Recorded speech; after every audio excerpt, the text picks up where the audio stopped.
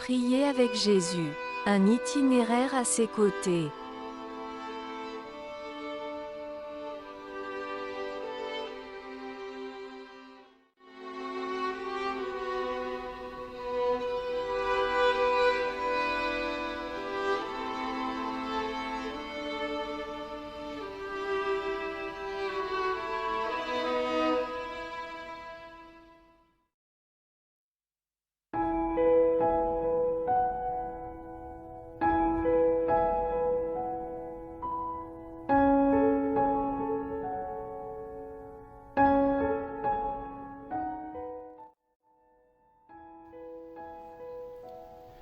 Chers amis, bonjour.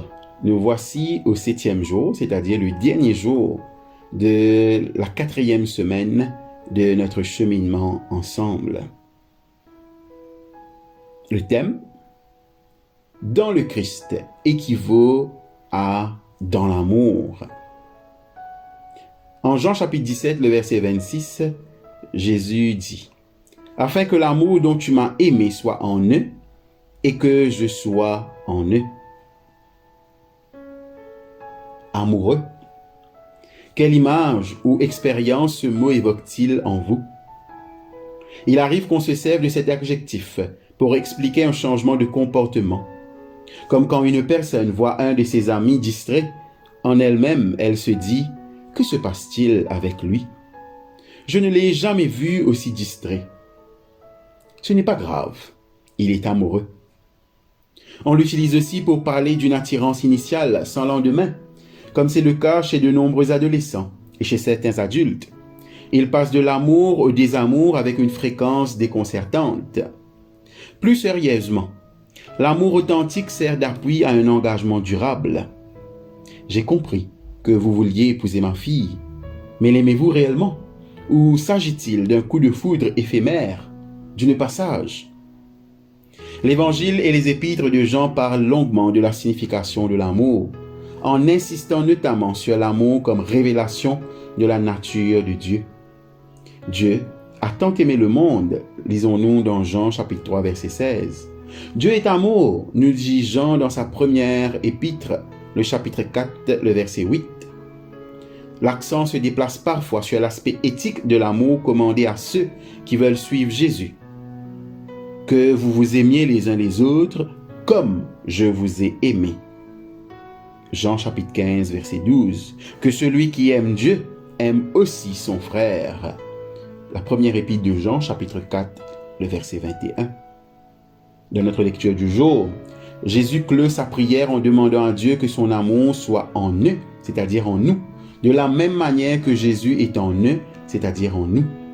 En d'autres termes, dans sa prière, Jésus demande que nous soyons dans l'amour en étant en Christ. Combien de fois nous arrive-t-il de prier pour que cet amour nous habite nous-mêmes, notre assemblée, notre famille? Dans quelle mesure votre vie et celle de ceux pour qui vous priez vous portent-elles les fruits de telles prières, d'un tel amour? Jésus conclut sa prière en faveur de ses disciples par un précieux don et en même temps un sérieux défi.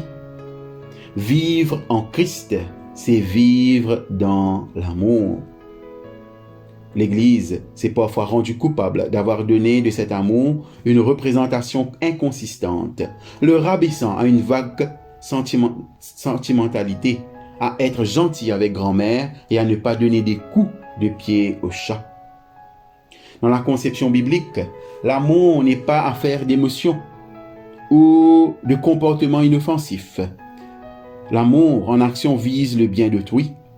Lorsque l'amour s'exprime en paroles, il s'accompagne inévitablement d'actes en accord avec ces mêmes paroles. L'amour de Dieu prend la forme d'une activité divine en réponse à la création et dans l'intérêt de celle-ci. L'amour de Dieu est manifeste dans la création du monde. Il se révèle de façon éclatante dans la libération des esclaves hébreux en Égypte. Il s'incarne dans une naissance à Bethléem et dans une mort à Golgotha. Demeurer dans l'amour de Dieu manifesté en Jésus-Christ revient à incarner cet amour. D'où nous viennent les moyens et les ressources pour agir ainsi? De l'amour par lequel Dieu nous tient en Christ et qui nous permet de garder ce commandement comme un acte de grâce. Dieu ne nous aime pas pour que nous restions béats d'admiration devant un tel don, mais pour que nous nous aimions les uns les autres. L'appel à vivre dans l'amour et donc à agir avec amour vaut même quand cet amour n'est pas le bienvenu, surtout dans ce cas. Nous ne vivons pas dans un monde façonné par ceux qui dessinent les scènes naïves des cartes de vœux. Dieu n'a pas envoyé son Fils bien-aimé dans un lieu chaleureusement disposé à l'accueillir. Et même lorsque nous sommes animés des meilleures intentions, nos efforts d'aimer ne sont pas toujours couronnés de succès. Si nous sommes naturellement enclins à témoigner de l'hostilité ou de l'indifférence, à retenir notre amour pour punir autrui ou lui donner une leçon, Jésus nous ordonne cependant de demeurer dans l'amour. C'est pourquoi nos prières et nos actes doivent s'imprégner de la grâce et du pardon de l'amour divin pour nous et en nous, et les refléter pour que l'amour dont tu m'as aimé soit en eux comme moi en eux.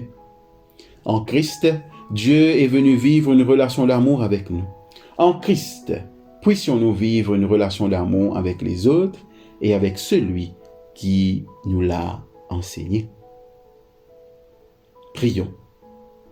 Ô Dieu, garde-moi du mépris cynique de l'amour ou d'une version édulcorée de ce à quoi il m'appelle. En étant plus profondément ancré en toi par le Christ, que je puisse croître en Christ et aimer plus profondément. Par le Christ Jésus. Amen. Votre exercice spirituel pour ce matin. Souvenez-vous de personnes qui ont affirmé vous aimer. Réfléchissez à ce qu'elles ont fait pour révéler leur amour. Pensez maintenant aux personnes auxquelles vous avez adressé des paroles d'amour. Comment avez-vous traduit vos paroles d'amour en actes? Notez dans votre journal ce que vous inspire cet exercice. Reconnaissance, regret, espoir, entre autres. Relisez Jean chapitre 17, le verset 26 plusieurs fois, à haute voix, en ayant à l'esprit la prière de Jésus et les personnes qui ont aimé, qui vous ont aimé et que vous avez aimé. Remerciez Dieu pour ses dons d'amour. Confessez les opportunités manquées et dites-lui votre intention de saisir de nouvelles occasions d'aimer. Terminez par une action de grâce pour l'amour de Dieu qui demeure en vous par le Christ.